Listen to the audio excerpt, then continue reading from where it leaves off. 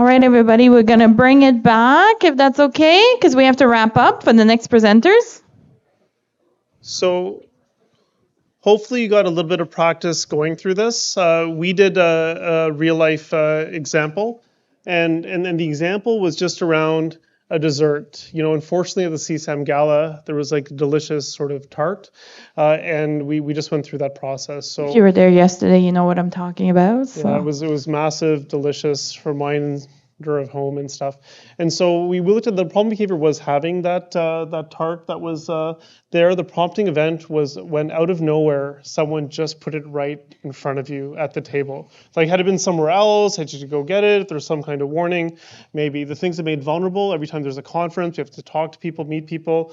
Val had a couple of presentations. One of her colleagues, I'm not going to say who, didn't have the slide deck right. Just all these little things sort of add to it in some kind of way. And there's that conference sort of energy, right? That restless energy. And then I think you also said everyone was there, everyone was having, it was like smiling and sharing and all that kind of stuff. And then we went through the negatives, right? I think the negatives were that the body feels it, you know, fatigue is there, but then the next day also, because of the sugar, we sometimes eat more carbs, and it sort of comes, and then it's like the next day is just a little bit off with the sugar and so forth. I think we were brainstorming a little bit about it, you know, because you had examples where you had done it before, where you've declined like really delicious mousse and other stuff like that, but the decision was usually made sort of beforehand. I had some ideas, I don't know how realistic they were, you know, where you talk to the person beside you, like, look, I'm going to decline it. Can I just get a taste of what's coming? Talk to them at the beginning of the dinner. What's coming for dessert? Is there a way to just sort of not have it delivered to my table or some kind of alternate? But these are all things that for a consequence like this, it may be a little bit smaller than some of our patients where they're all of a sudden there's that weekend where they're like not functioning and there's those things that happen there. But the principles are always the same. And for the addiction piece, I mean, this one was tough because like the decision to have it was when the trigger came. So a lot of times people will decide when they're going to use, and there's a time different from when they use. For this one here, the decision, it came decision and that, so there's not much time there. It might be more in the vulnerability prep. Well, to me, it reminded me of like, same at the gala too, right? There was a lot of alcohol around, right? And again, it's really hard in that environment when there's a lot of people around you and that social peer pressure to say no or to not get a glass of something, for example. So it kind of reminded me of how some of our patients may struggle with that in that type of environment and how to kind of save yourself in those moments. The key points for me when doing this is figuring out that trigger, when the decision was made, when they used. I love the vulnerability piece. And when you ask people about this, you'll find out things like, oh, I haven't slept well the week before, oh, I had a fight with my partner, my father's sort of sick in the hospital. And then all of a sudden, when you go over the vulnerability, you see that acceptance they have of themselves, that, oh my goodness, no wonder it was so hard for me in that moment. I went through all those things right before. The next part is really just those steps that come down, and so we try to help them connect all those chains. The challenge with this example, all this stuff was so close, but usually that's not the case. Usually there's like a thought, a physical sensation, there's an emotion. I find it a bit tough for the fun stuff. It's almost easier when it's like, oh, I was anxious and stressed and then I used, as opposed to, oh my goodness, I saw my family, I felt so good, I felt so happy, and then it sort of happened. And we do want to make sure we go through the end part as well, right, around those negative consequences to myself, to the environment, short-term and long-term. And when you do the full chain analysis, there's one line I really like. So there's a written version as well that's in the book that's there, and it's in the handout as well. And there's this one line about repairing, you know, and I think sometimes when we do something that we regret, that hurts people we love and care about, sometimes we'll just say, you know, I'm sorry, or I didn't mean to do that. I like the fact to have a line about repairing it, because when you repair something, you sometimes have to make it better than it was before, right? And so there's some really, really nice behavioral principles in here. And this is something that, you know, when you think about somebody where they say if it's an overdose, say if it's like heavy drinking one night, they've been sober for a while, it can even be these small behaviors, because the behavioral principles are almost the exact same. Does that sound okay? Any kind of questions before we wrap up? Because we have a couple minutes left. Yeah, at the back.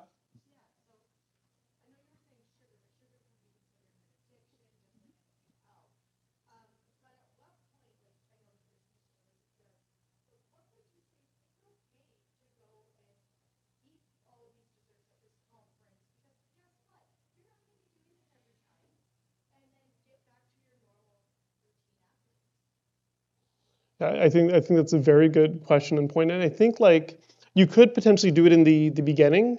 If the person is distressed, about it, I personally like when we go over those consequences and stuff.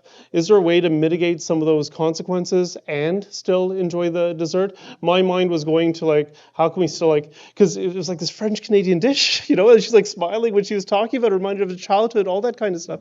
We all work so hard. We do deserve a little bit of that. And so for me, I think you're allowed to do those things as well. But I think it's a behavioral approach. And for me, when I trained in therapy, it was mainly cognitive therapy that they would teach us. I wasn't going to people's homes, getting them comfortable going in elevators.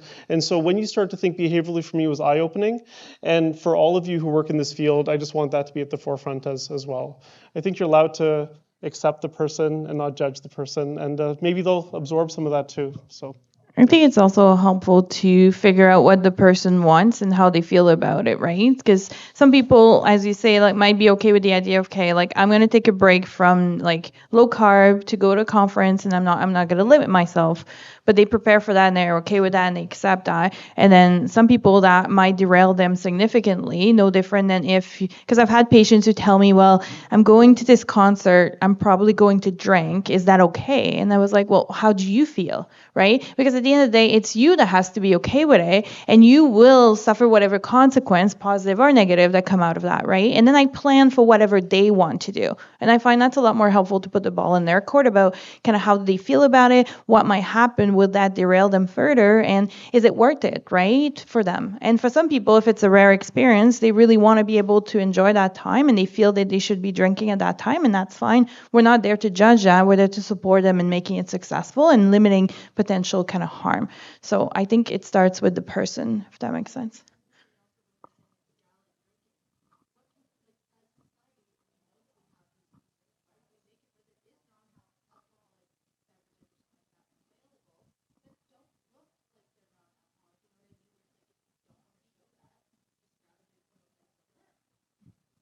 And there's definitely places where there's really cool mocktails that look very realistic. So I think you're right. We could definitely socialize that more to make that more acceptable as well. Yeah, and different dessert options that are low sugar as well. Yeah, for sure. Totally. I think that'd be great feedback to have. Just a comment at the back.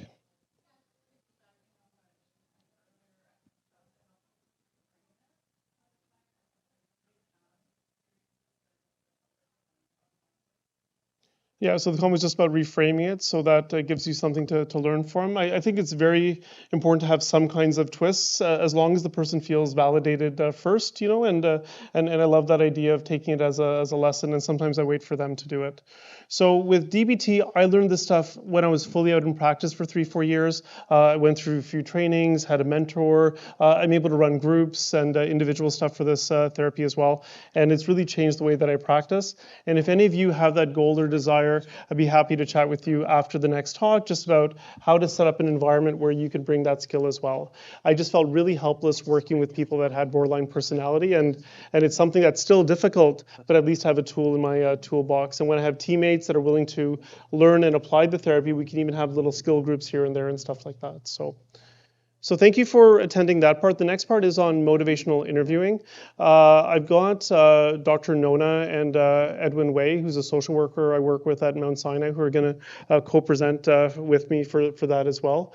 There is a QR code here. There's 2 drills that we're going to be doing. We'll figure out the specifics when Christina and Edwin are up as well. I'm going to do a quick introduction. I'm going to talk. Yeah, I'm going to excuse myself if that's cool, guys. But I'm going to listen to what they're doing now. So. Thank you so much, Val. Thank you. Thank you so much, Val. Yeah, we will need that eventually, but we can. I'm good. So roll off.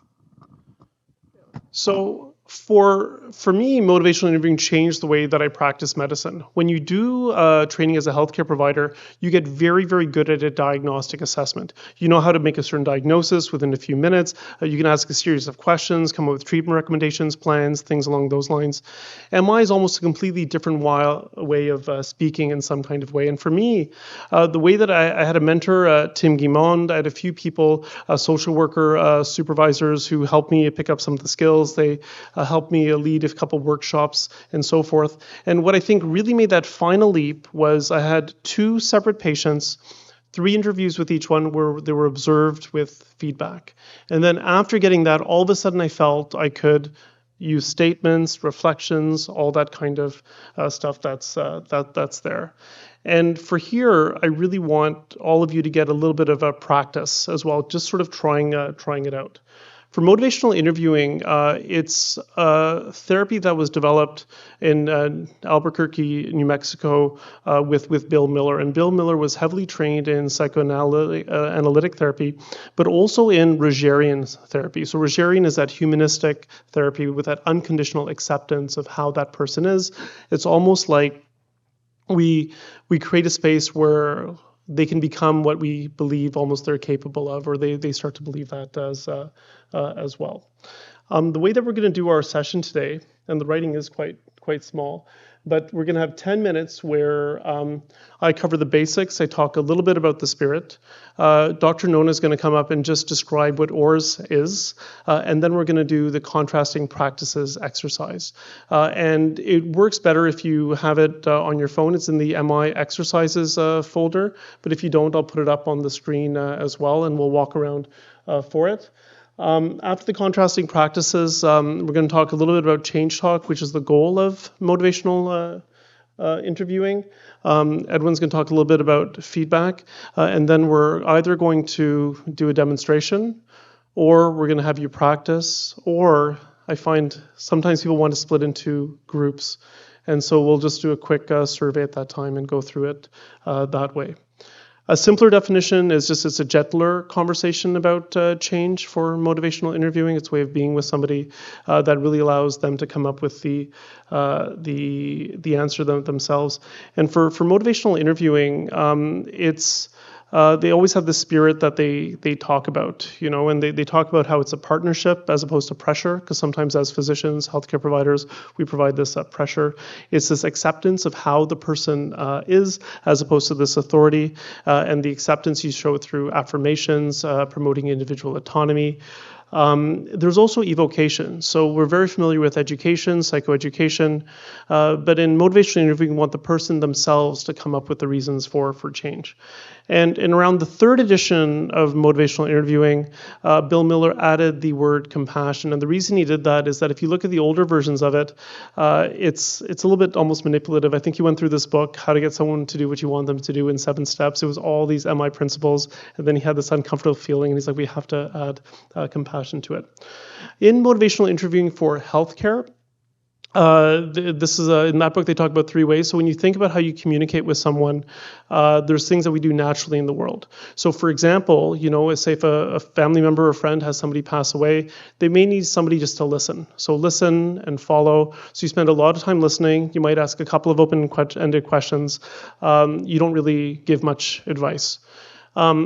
If it's something where somebody wants advice or feedback, it might be more directing. So someone's like, oh, how do I get good at MI? Or how did you become a psychiatrist? It may be something where I might ask some questions. I'll probably give some advice. I probably wouldn't listen as much because the person has a specific goal. And in motivational interviewing, especially for healthcare, we want to be in the guiding zone. And the guiding zone is almost equal in terms of asking questions, listening, and talking. And so you sort of try to even that out when you're doing it. You also want to make sure you stay in that sweet spot, right? And so sometimes when you're working with patients, you might be like, oh, they're pre-contemplative. The reason I don't like that statement, sometimes then all of a sudden we wash our hands, like, oh, they're pre-contemplative. So it's almost like we're a little bit detached.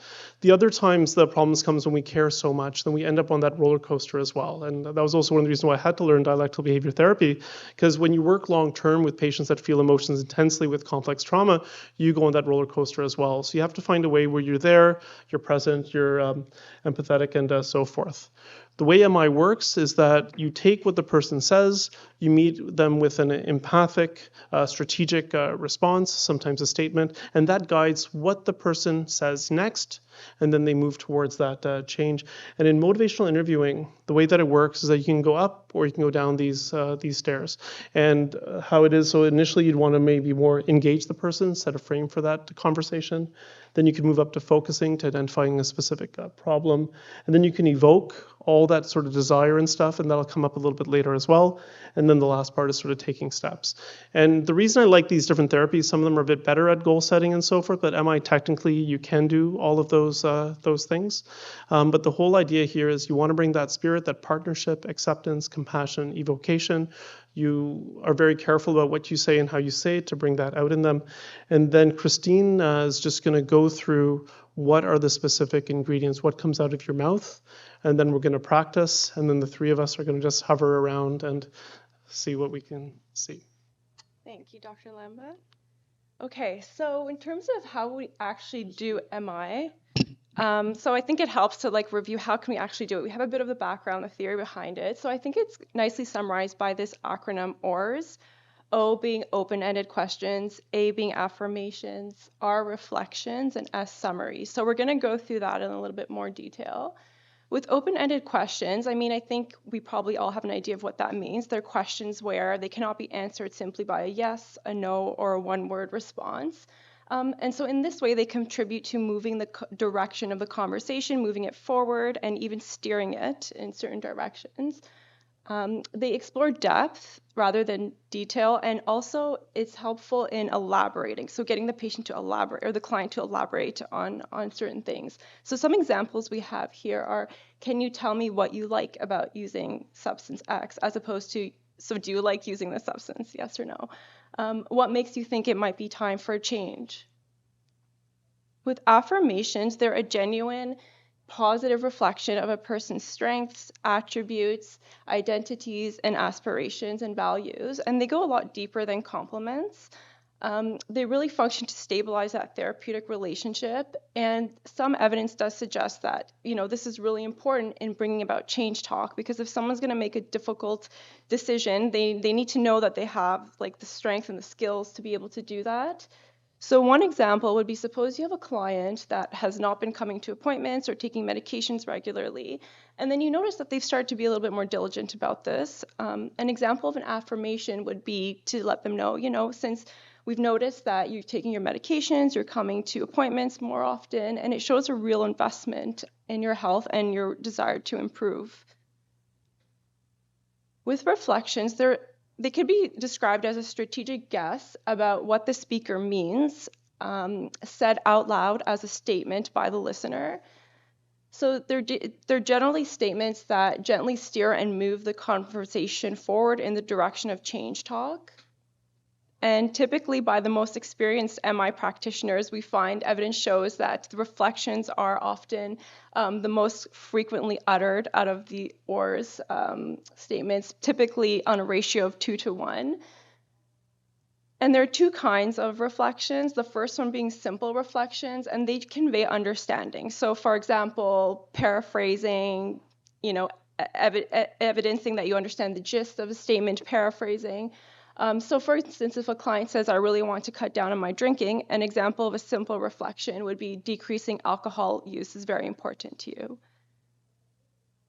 The complex reflections are the second type of reflections, and they are a bit more meaningful and deeper. They go to deeper meaning behind, what a client might have said and what you want to say back. So for instance, if a client says something like, I know that drinking is not healthy for me, but it relieves my anxiety and stress. An example of a complex reflection would be, on the one hand, alcohol brings you relief, and on the other hand, you are concerned about how it affects your health. And then summaries are basically reflecting back to the client what was discussed, what was the main important things that were picked on in the conversation. The summaries can reflect the ambivalence to change that have come up based on what the client has said.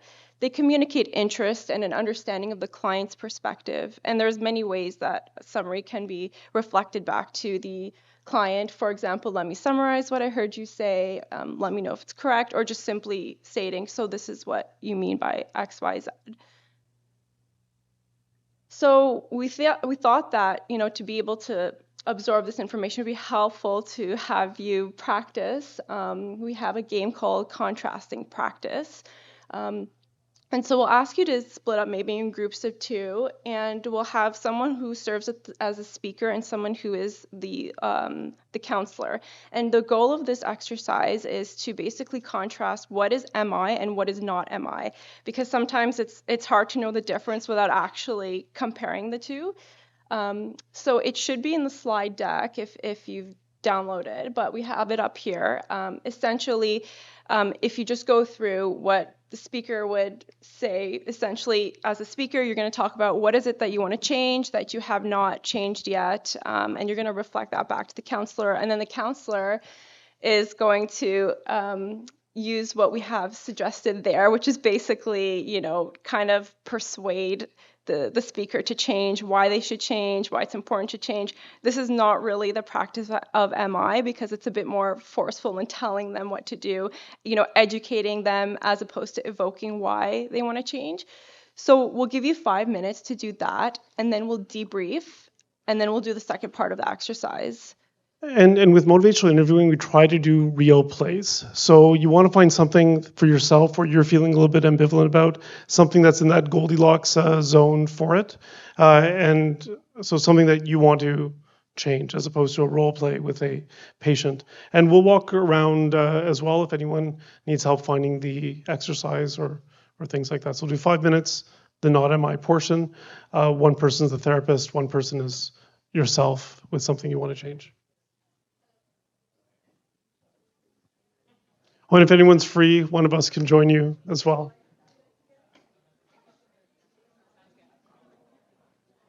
Okay.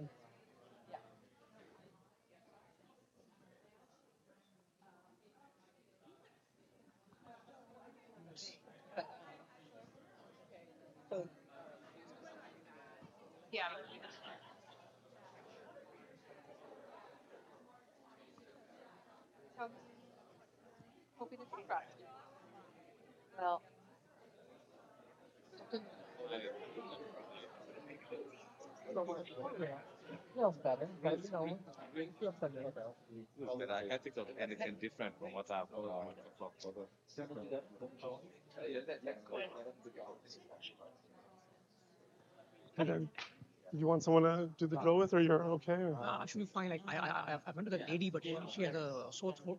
Okay. Yeah, so Okay. Thank you. Yeah, I'm sure. Yeah, a common one. Yeah.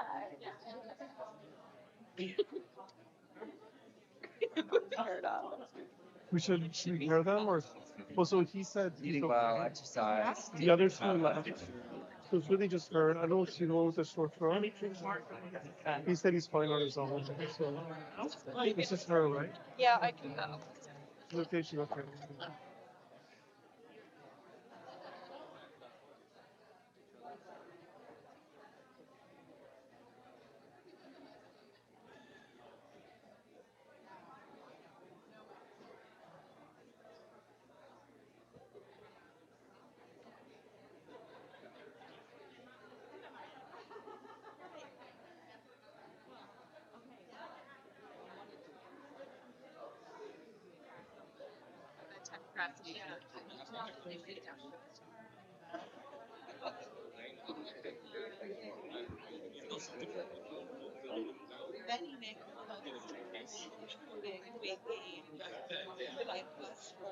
She said she was okay.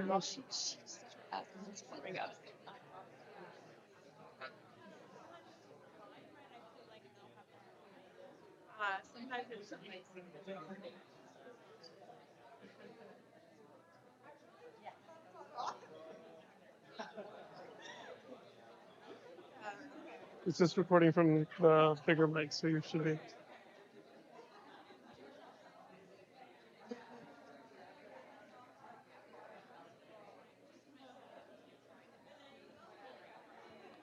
has been 5 minutes only. My phone's almost dead. So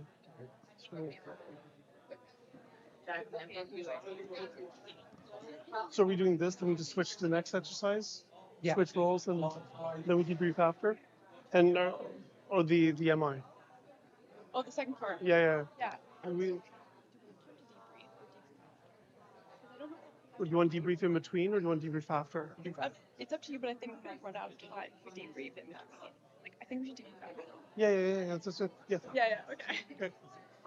Because then you could teach both. Then we could teach both the learning points from the non-MI. Yeah, exactly. Very organized. I was like, are we 5 minutes?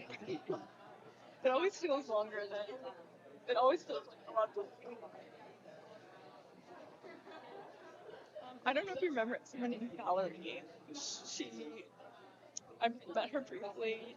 She said to say hi to you. She said you probably won't remember her, but that she said. She's a psychiatrist. Yeah. Taylor Valerie. She said that you're very highly esteemed. Yeah. in this conference. Yeah, that's nice to hear. Yeah. I know, it's like, Although I don't should feel that tell way you, after I this. feel like, it's good to hear that. Thank you. I appreciate that. Yeah. I definitely didn't feel that actually. That's okay. Yeah. New things in it. What?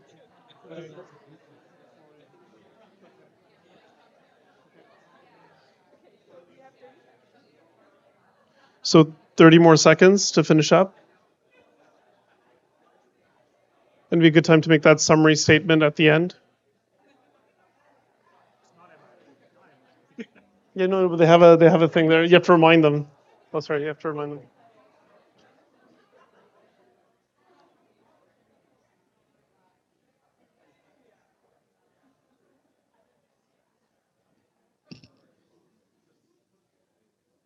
Okay, we have finished. The 5 minutes are up for this exercise. So I think what we'll do is we will switch to the next one, which is basically the spirit of MI. So if you would like to switch roles this time, and this time your approach will be more MI based, and we'll also give you the 5 minutes for that, and then we'll have a debrief afterwards.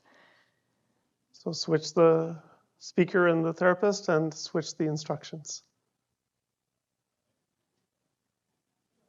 And if you put a hand up, we'll come in and chat.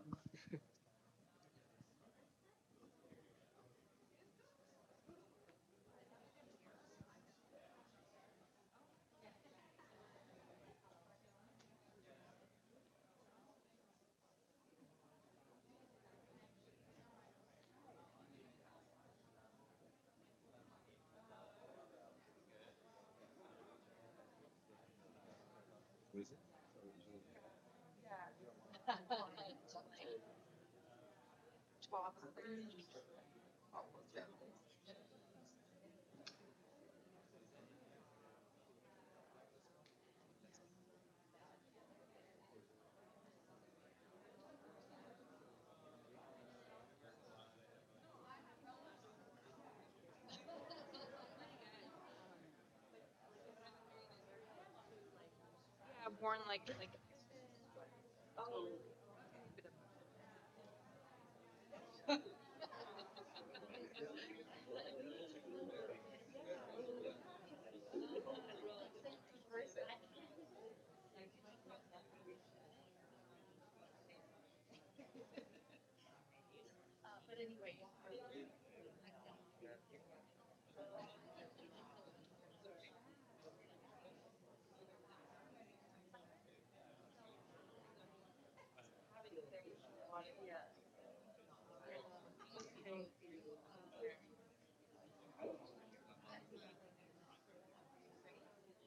I use a lot. Yeah.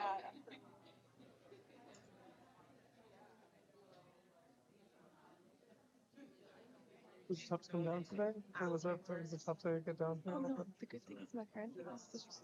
Oh, okay. So just like Oh, okay. did you join? I live in North York, so I go to the. Probably is that. It's easier. So, did you come to any other days or no? Oh yeah. I was here on Thursday and I was here yesterday. Good. Yeah.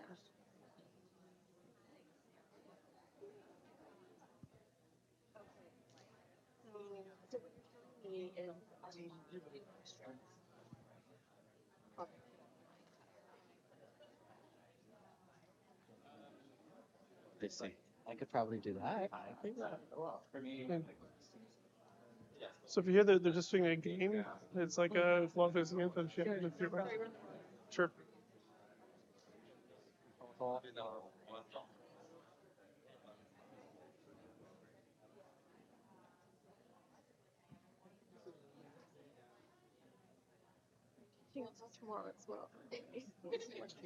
I don't know how to say it. It's like I had a couple things that went really well, and then now it's like what? Yeah, I know it's just it's like yeah. I think it's just one of those. Yeah, it's brain's been so interesting. You know, it's like I could just like apply those principles and it'd be great. Whether I create some space. Because it was also it's the first one that they were recording. I didn't know they were like. Oh, I shouldn't have told you. Oh, it's okay. I don't mind. You feel more like, it has to be perfect. Like if only I heard my voice like my voice never cries. I'm always like No, I think yeah. you're very confident. Okay. And now I'm like, oh, I have to get validation from the president. Anyways, that's good. That's so safe. Yeah. I'm gonna be honest. I'm not. Thank you. No, I appreciate it. I know you would be. I know you would be. So it's good. So we're almost there. Almost there. The time's right. Okay. We're not bad.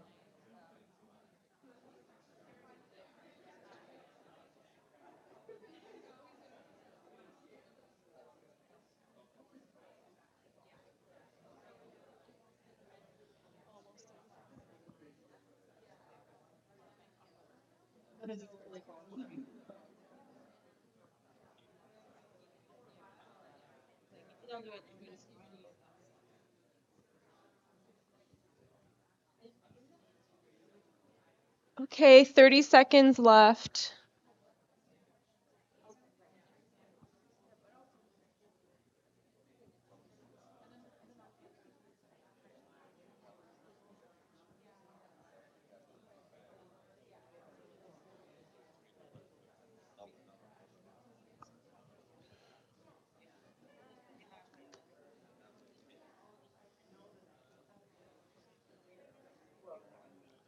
So are we at the 5 minutes or Yeah, sorry. are we at the 5 minutes? So we'll just finish up now and maybe a nice summary statement if you haven't done one yet for the exercise.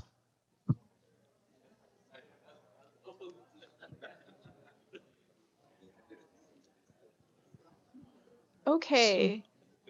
So I think we could debrief now. So we just want to get a sense of what your experience was like doing the not MI exercise and then the MI exercise. Does anyone want to share, like first identify if you're the speaker or the counselor and then like identify and then what your experience was like with either exercise? So we'll start with the not MI. Anyone want to talk about that? Yeah, back. So I was the counselor, and I'm pretty loud. I was the counselor, and the non-MI part felt horrible. Very bad. I'm very sorry. It felt so bad, and it also felt a little reflective of what I learned in nursing school 25 plus years ago, which I've luckily unlearned since. But the second part, it just felt like being with, and it felt like something good. Mm-hmm. Something good, and I met somebody really awesome and had a little connection. And so, but the first part was traumatic for both of us. What about the first part was very like I agree, like it is difficult, but what was it that you found so difficult with that part? It felt mean. Yeah. You do this, you Yeah. do this. It just felt so terrible, right? Like Yeah, it's like very they're an paternalistic. entity to be told, not a person to be in relationship with in a way. Yeah. Yeah, thank you for sharing that. It definitely does feel quite paternalistic in that role. Anyone else want to share their experience? Yeah, I would echo that. I was also the counselor for the not MI, and I was cringing. But I was just thinking about it in terms of like how it makes like the suppression of empathy for your patient, where you're not trying to connect with them, you're trying to problem solve for them. And I was thinking about that in terms of like compassion fatigue. Like when do we lose our sense of compassion? And that's when we're stressed and busy in the clinics and you're like, just go do X, Y, Z, you know? And so how important how useful it is to channel that sense of compassion to do the work in a different way. Yes, for sure. Like, thank you for sharing that. I'm wondering if any of the speakers want to share what their experience was like in either exercise. Someone at the back. So in the first one, it was very hard not to laugh because of just, it was so harsh. And, you know, I couldn't imagine an environment where that actually happened today. But then when thinking,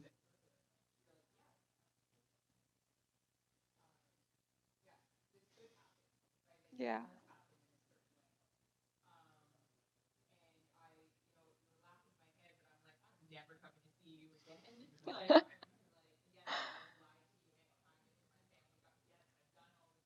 Yeah. Mhm. Yeah. Mhm. Mhm.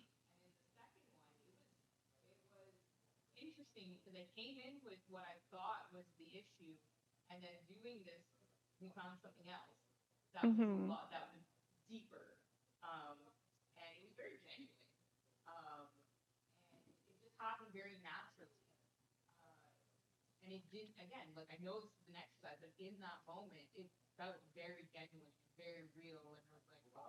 Mhm.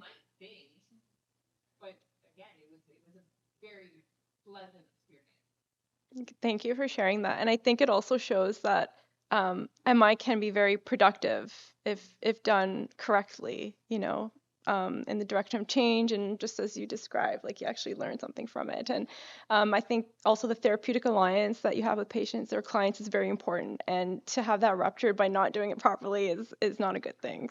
And you were able to explain that very well in your experience. So thank you.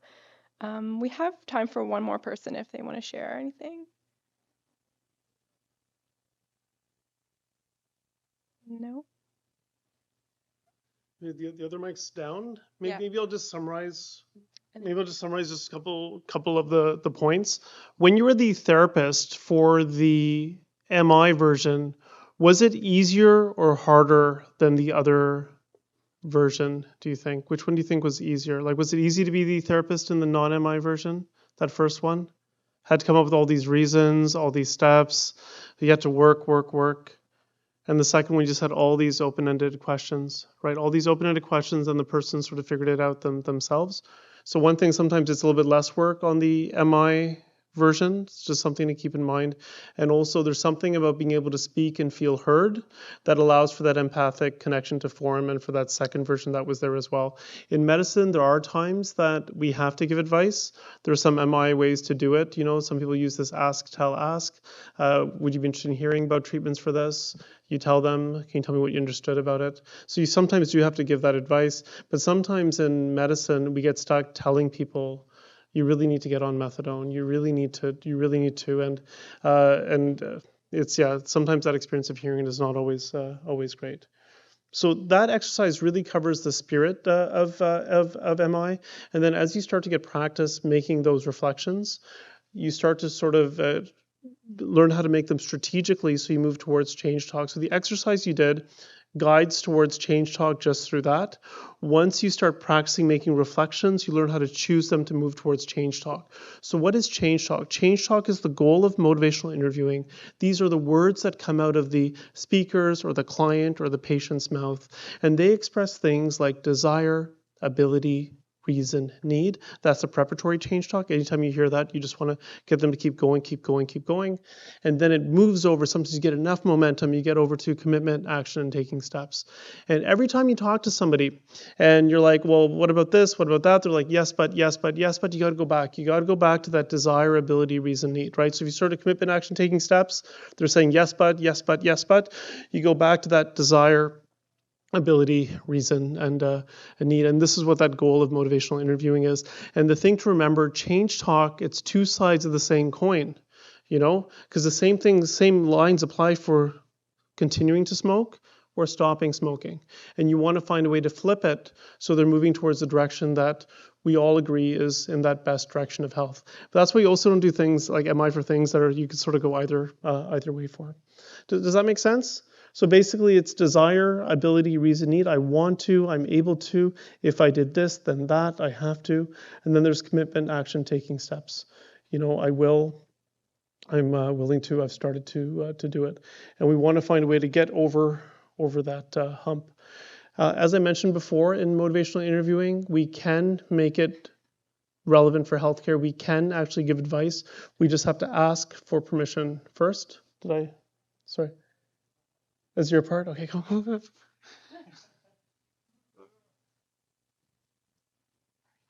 Thanks, Whip. Thanks for the head start on it. Again, name's Edwin, working at Mount Sinai. I'm a social worker by background, doing a lot of this stuff. And as Whip's saying, I think how I like to think about this is that as professionals, you guys always have so much great advice to give. And I think as you saw in part of the non-MI part, the MI part, sorry, of the exercise we just did, one of the big points was don't give advice. And then I think it's really important to share the skill about how do we actually give advice in an MI informed way. So I think the skill they teach in MI is using an acronym here called elicit, provide, elicit. Another way we like to share it is using the acronym just ask, tell, ask. So this basically describes the steps on how we can include the patient along with us in this journey as we kind of also explain, while also sharing our expertise and recommendations that we have at the same time. So how does this actually look like? Okay. So you first elicit. So basically you just ask them, what do you actually understand about this thing that we're going through? What do you understand about alcohol use disorder? What do you understand about the certain treatments out there around this? What do you know about kind of maybe the medications are available, or just tell me what you know. And they kind of tell you, and you might be like, oh, okay, I think that's really good. You've really done your research, you know a lot. I know of something else that could be helpful. Like, would you like to know about it? And they might say, and that's usually kind of when they say yes, and then you're able to give your spiel. And then afterwards, you might end it off with the third elicit part. There's like, okay, I explained that. Is there anything else you want to know? Is there anything else? Did I miss anything that you would really like to know? So I think it's important to know, like, what does this actually do, right? So it goes back to the kind of the spirit of MI. It really creates that partnership with the client. You're really kind of letting them know you really kind of value their kind of input. You really value their knowledge, and you're asking them permission, right? You're not kind of this power above them. You're kind of like, I really want to do this with you, right? Not at you, so to speak.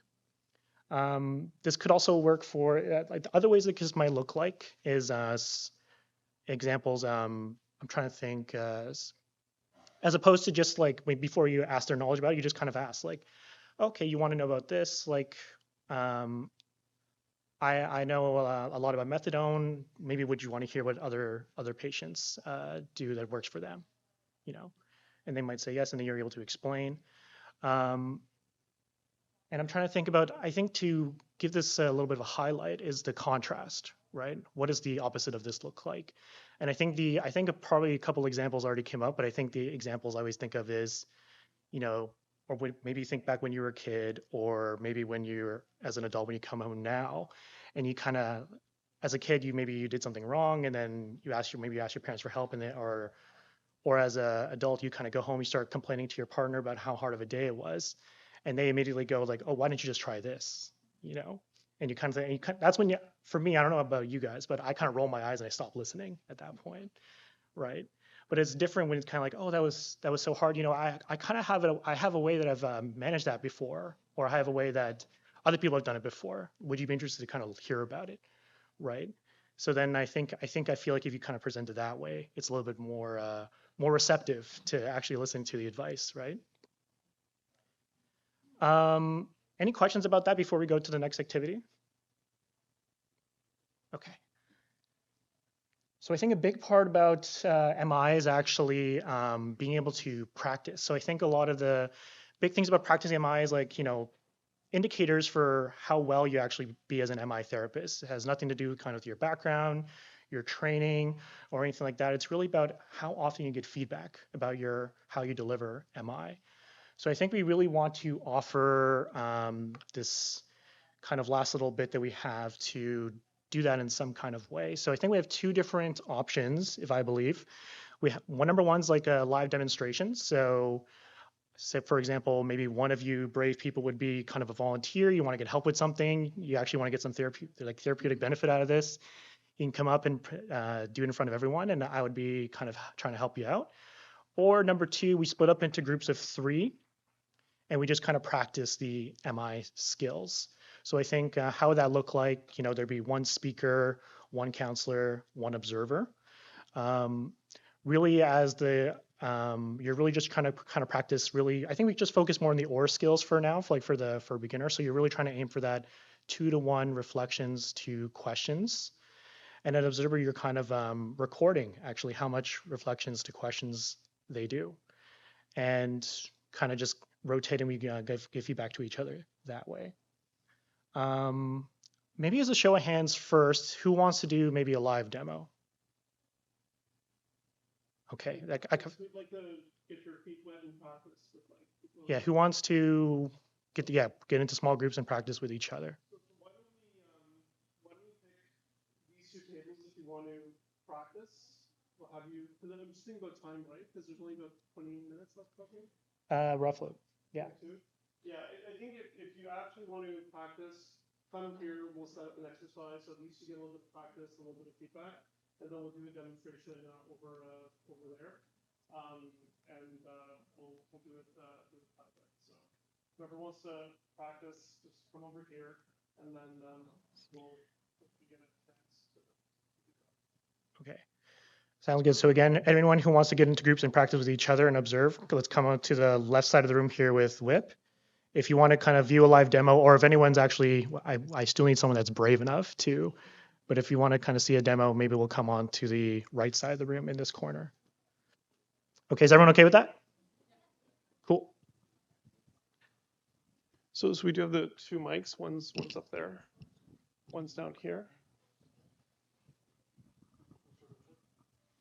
Test.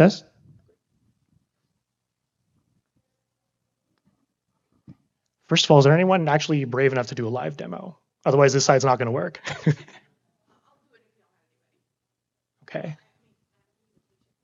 Yeah.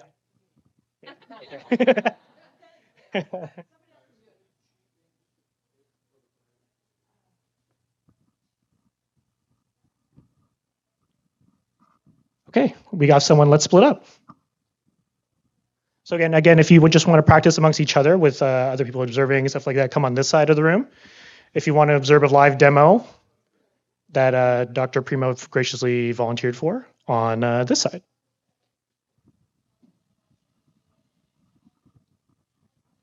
No, I'm not. I'm coming to watch. Maybe just sit facing each other here, and then anyone who wants to come observe can just come up around. Probably won't use the mic just because there's going to be people. It seems like no one's going on that side. Everyone just sees a live demo. Everyone wants a live demo. Then maybe just stay in your seats. We'll just do a live demo. You can record it if you want. Yeah. Yay. So just for those of you that are listening, if you want to get a little bit of practice, we have this ears thing in the folder, so you can just track the stuff that comes out of Edwin's mouth. Open-ended questions, affirmations, reflections, summaries, and it's just sort of what we do when we're observing, if you wanted to play that way as well. And either of you can look over and do a timeout. Yeah, so definitely keep track of this for the OR skills that comes out of, so you guys are kind of essentially all my observers. So keep track of what kind of comes out of my mouth. I don't plan to give you a perfect demonstration, but I think that's a good thing too. And then I think Whip, also feel free to get tea in yourself if you see something. And Val, do you mind sitting in front of me? I think it's so much better when we make eye contact with each other. Yeah. Do you want me to stand or sit? Whatever suits you. Doesn't matter. You're the therapist. You tell me. All right, you can. I would love if I can remove this actually, but maybe not. Okay, we'll do it like this. Okay. All right. All right, but thanks, Val, for being so brave to talk in front of so many people today. But I think you're also going to get a benefit of maybe being more motivated to do something, increase as well. So we're probably going to do this for about 10 to 15 minutes roughly. Of course, normal things like don't share anything you don't want to share, and we're always able to stop whenever you want. No problem. I'm Great. ready. So what is something that you would love to change? So actually, I started sharing it actually with my partner in crime over there. So I'll go with that because we didn't get to wrap it up. So one of the things I'd like to do is be able to get back into a workout routine because I haven't been doing that in the past couple of years, and I was really good at it before COVID. So Okay. So you really want to get back into a workout routine. It sounds like you've done it before, yeah, and you're really interested to get back into it. yes. So what is about it? Why do you want to get back into it? Well, just the health benefits, right? I mean, cardiac benefits. It also feels good. It helps with weight loss and just overall just gives me more energy. Okay. So it really gives you more energy, you really kind of improve your cardio health, and it sounds like your overall health is actually something you really value. Yeah. Yeah. So I'm kind of wondering, how did it look like before? Well, pre-COVID, I actually had a coach. So I would go to a gym and I had a coach that would kind of keep me accountable. So that was a bit easier, I think, to stay on top of it. Okay. So you hired a coach before. It sounded like they really helped you kind of stay with it. Mhm. And it sounds like you really kind of need that third-party support in order to keep engaged. Yeah, I certainly feel like I'm falling off the wagon without having that accountability, but at the same time, it was very anxiety provoking having a coach. There's a lot of shame I feel associated with going to the gym when you're not in good shape or you're overweight. So I also had that that's part of why I dropped out of it and COVID. Okay. So you're saying actually one of the reasons why you stopped working out was because of the anxiety provokingness of just being to a gym. Um, it sounds like just being in a gym in general is just very hard, difficult for you. Yeah, I'm an introvert, so it might not look like it, but yes. Okay, so it's actually very difficult to be around people. It's very hard for you to kind of just work out in public. Yeah, yeah. And it's just that feeling that everybody's looking at you, right? And kind of that you don't always fit in with the gym crowd. Okay. So, Wow, this must have been so difficult for you. Like on one hand, you really want to improve your health, get better, kind of stay on top of things, be active. But on the other hand, you're kind of challenging. It's very challenging to kind of just go out, get ready, go out, actually be in that space and do the work. mhm. And it sounds like really the trainer is what kind of really helped you push that kind of wall. Well, yeah, because I was paying for it, so it felt like that was some sort of incentive that if I didn't go, then I was losing the money. So I felt like, and also then he would email me and be like, "Where are you?" And I'd be like, "Oh shit." So, so that was helpful, right? So it was also a smaller gym, so I found that easier as well. So less eyes looking as I was fumbling around. I'm very clumsy as well, so it's never a great thing to be in the gym when you're clumsy. So. Okay. So something that really kind of helped you was the accountability piece, like someone actually following up with you, really kind of checking in on you. Another part that made it easier was just a smaller space and not a less public space, somewhere that you could, feel like you're more hidden amongst the crowd kind of thing. Exactly. Okay. I'm kind of curious, like if you were to tell me how important this was to you on a scale like 1 to 10, what would you say? Probably like an 8. And to tell me how confident you are also on the same scale. Like right now? Yeah. Probably like a 4. 4. So why would you say you're a 4 and maybe not a 2? Because I have been able to maintain like kind of periods in the past couple of years where I do work out at home. So I've been able to like have periods of say a couple months where I actually work out regularly. So I feel like I'm able to do it to some degree. It's just I tend to fall off, especially when I'm traveling a lot. So I'm able to do it for part of it, just not consistently. Okay, so you're able to do it consistently before. Mhm. It sounds like you actually had a lot of, other than the coach, you had peers that were actually supporting you as well. Yeah. And it sounds like that time it was really easy for you to, or at least manageable enough for you to keep doing it. Mhm. But the part that really got in your way was actually the more traveling around. Mhm. Okay. And what would you think it would take for you to get you to a 6? It's a good question. I think finding time, like maybe kind of, if I felt more confident that I had, that I, not finding time because we all have time, but dedicated time and made it part of my routine. You know what I mean? Like I feel like right now it's kind of haphazard. It's like, oh, I should try to do it this morning, but then I snooze and I'm like, well, now I don't feel like doing it and I have to rush to go to work. So kind of figure out a better, healthier routine that incorporates working out. That would probably, like if I could build that in my routine, that would probably push me up further.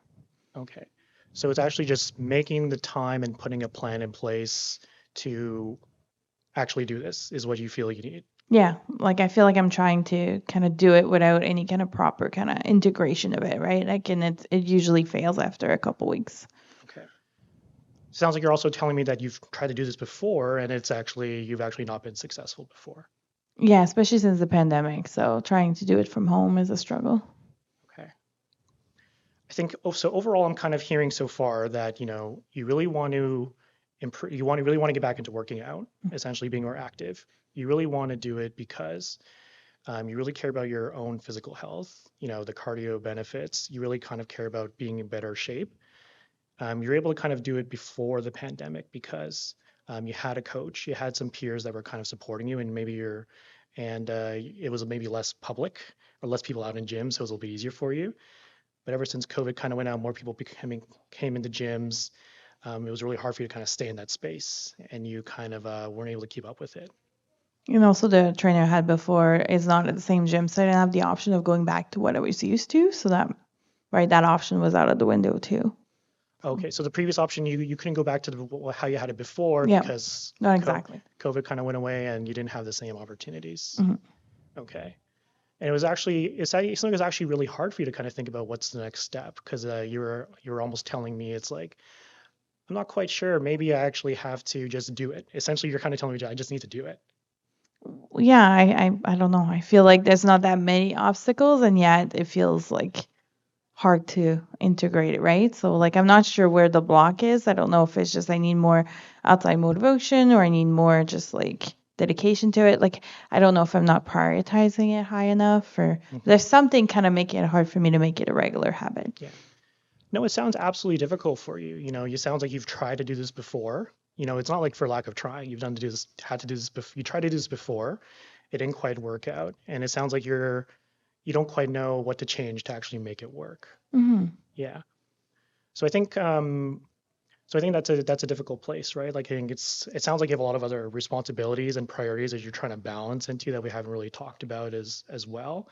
And it's even though you kind of make it sound very simple, actually it's like, oh, just set a time and make it work and kind of thing, but it's actually very hard to do that. Yeah, that must be so difficult. Yeah. Time out quick, but pause, don't stop, we'll come back.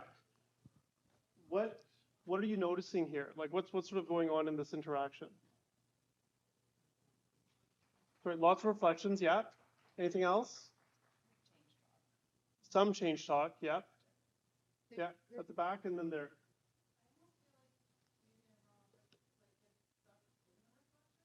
Yeah, the reflections are sort of stating how difficult it is, Yeah. Tons of compassion. This is hard. This is difficult, right? And that's tricky too, right? Because it's one of those things you want the person to feel understood that anybody would struggle with this, right? But the other part is you also don't want to leave it as just this is really difficult. So that's where that fine line. Yeah. Any other thoughts at all? Does anyone have thoughts? Sorry, go ahead at the back. It's very good engagement. It's like this back and forth, understood, all that kind of stuff. The reason I paused it, I just wanted to see if anyone had any suggestions for Edwin on what he could reflect back, what he could focus on, because the compassion is good with the difficult part, but in MI, we want to get that change talk at the end. Yeah. So just a question, like I was finding myself thinking that I just want to get that answer. Like, how would you get to a 6, right? And have that as the goal. Which maybe it is, but yeah, so you want to come up with a realistic thing, right? Because still the thing is, how do I set up a full routine so I can be fully fit?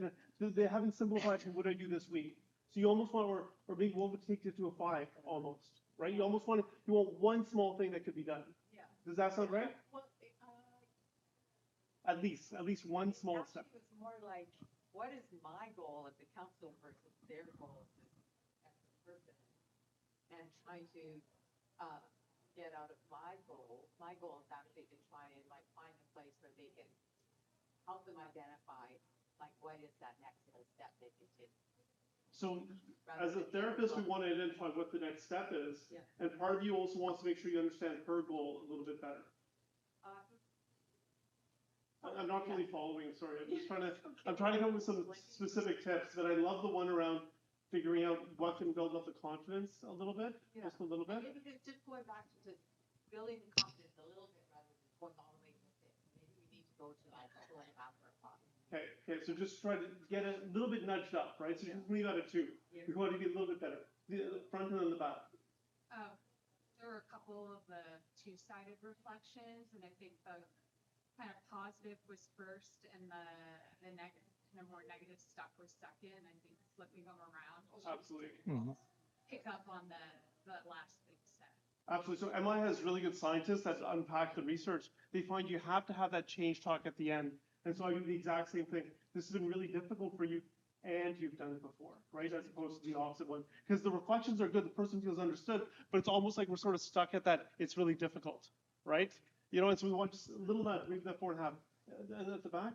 Yeah, she said that she needed to integrate it into their routine. So I kind of want to ask, you know, what does your routine look like? Oh, so to come back, so almost try to help. She gave you a clue, right? She gave you a clue to get to the 4.5.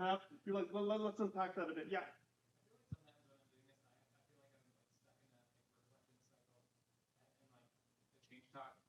Because my encounters are often shorter, like maybe 20 minutes, I find it like I want to be in that space with them to get to the change talk, but I also know that we gotta get to the change talk.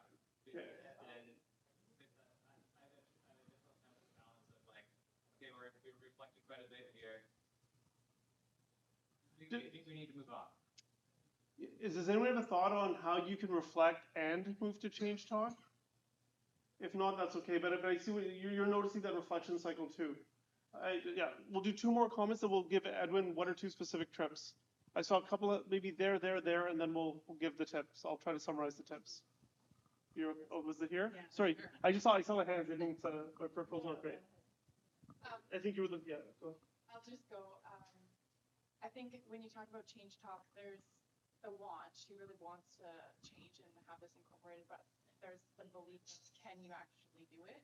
So latching onto that and seeing how that can improve to then move her through a different stage of that readiness. Yeah, so you just want the belief that the things can change, and for me that's very close to the confidence thing. Just to get that confidence, just up like a little nudge. Yeah, there and then at the back. I was just gonna say, I think the point from the back around like wanting to move it forward, but I think also it's really easy for us to get ahead of our patients in terms of meeting them where they're at. So like the questions around elaborating, like what are your actual, like what's one goal that we have today, or what's a small change that you can imagine? Like the little incremental changes. Absolutely. It's such a tough dance, eh? You want to meet them where they're at. You also don't want them to stay there, and then you don't want to push too far because they're going to go back on their own. Yeah, but I think everyone's agreeing you need to get at least a 4.5 when she's done today. One comment at the back, then I'll try to summarize for a 10 for Edwin. I saw a hand up there earlier. I don't know if you still have something you wanted to add. I was just thinking about like a deeper reflection that it's curious that she's maybe either sad, frustrated, or something a little deeper about struggling with this. Yeah. Reflect that deeper. I'm curious if you're feeling like this. Yeah, so I love that. I'm going to put that a bit on hold because the reason I say that is because that's a great way to build a bond and a connection. In MI, they sometimes don't go to the barriers. We all go to the barriers because we need to know what we're up against, right? But because I can almost see that being like a deeper kind of thing, and we almost want that 4.5. But I love that for the connection piece. I think it's so important to really understand what are the parts that make it difficult, you know, and then there's a time to dive deeper as well. Okay, so. I think I only really want to add on to, I think everyone had great points. Like, I think one of the things difficult for me to do MI, just my own feedback to myself, is that it's so hard to switch hats sometimes. Like, I think just that comment in the back, it's like you really want to go into that therapist side, right? You really want to dive into those emotions, you know. Oh, it feels like it must be really tough to be able to try and do this so many times and you're failing. Like, you know, that must be, then you must feel awful doing that, something like that, right? Or like the other point in the back is like, oh, okay, maybe if you say we need to just do it, let's set up a time and let's do it. You know, you might want to jump to that, but you almost have to resist those urges to do it. And I think the person pointed out, I always do this mistake, like doing the positive first and negative second. Like, you know, that's something I keep doing. I think it's always getting good I think that's why feedback is so important, right? Like you just hear those mistakes and keep trying to correct them, right? So maybe we'll yeah. try to finish up. We know that there's something to do with her routine, putting in the routine. We want to get her to get to a 4.5 in terms of confidence. We hope she's still being authentic. It's not just for us that the numbers are going to go up. But you had a couple of things from the audience. Try to bring that in, and then maybe a nice summary statement at the end. Sorry, one more hand in the back, I see.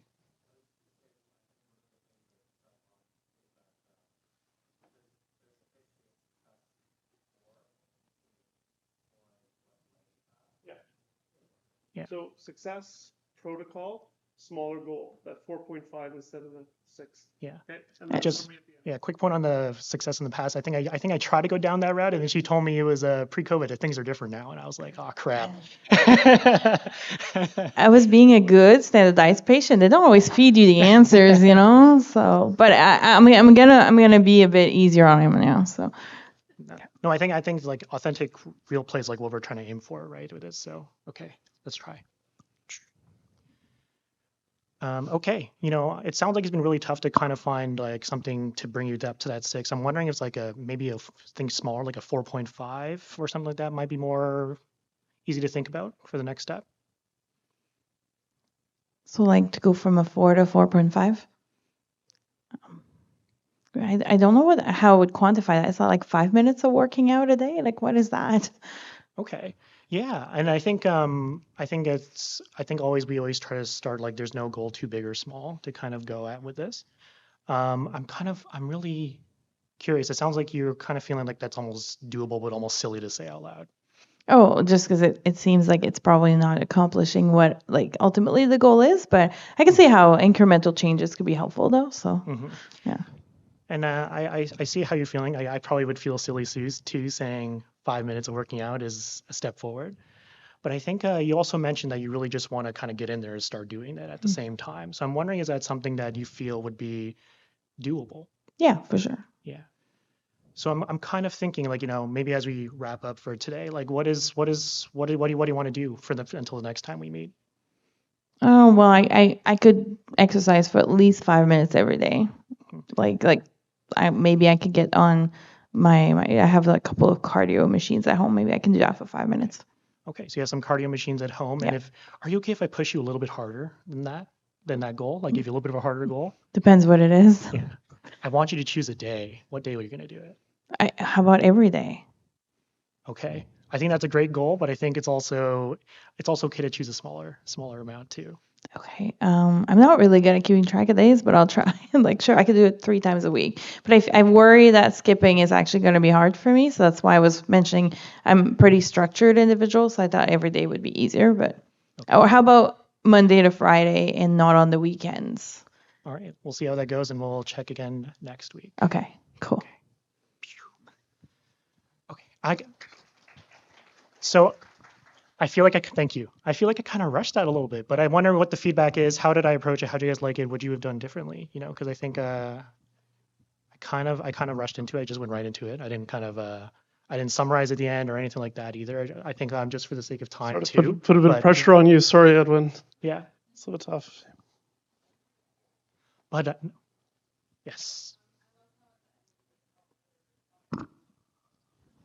Sorry, say that again. Yeah. Yeah. And I think I could have emphasized that more as like, we're aiming for a 0.5, we're not aiming for a 5, kind of thing, right? I love the enthusiasm, right? Yeah. Perfect, yeah. Any other thoughts? I also think Val was being kind to us because we had the feedback, right? But yes, in the back.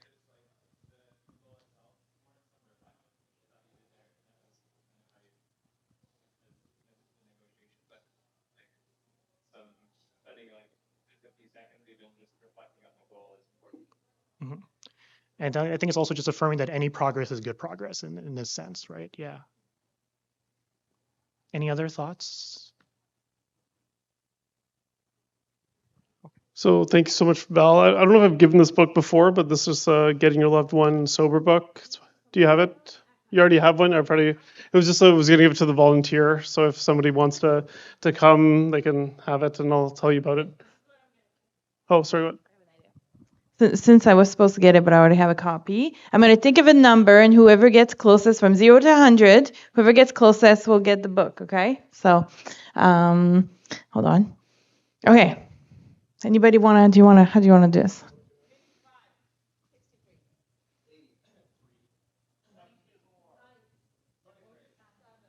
Only one number per person. Anybody hasn't said a number yet?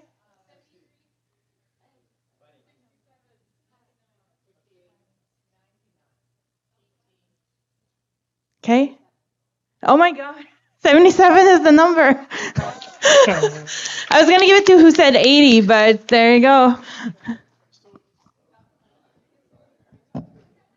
So just quickly summarize what we did today. We did a little bit of the third wave psychotherapy, just a taste. That's a place you can dive down deeper, whether it's the skill-based DBT or the acceptance commitment. MI is something that just embodies everything that I do in clinical care when the person hasn't fully come along yet. And there's something special about that process. If you do have an opportunity to find a way to get observed interviews, I think there's a lot of value in that. If you're just getting started, practice just making statements. Just making statements, reflections, and just seeing what the response is. Tim Guimond, who taught it to me originally, he just had me doing it with my brother, right? So just with my brother, make statements, conversation would go longer. And every now and then when he felt advice was coming, he'd be like, stop this, I know what you're doing, and then he would leave. But still, it's all about just getting that practice, because it's very different than the traditional clinical encounter. But oh my goodness, there's a certain subset of patients, they just come along so nicely, right? And so thank you for coming. If you have any other questions on how to become a therapist when you're out in practice, we'd love to chat and brainstorm with you about it. And maybe we'll see you at future CSAM meetings. So thank you, everybody.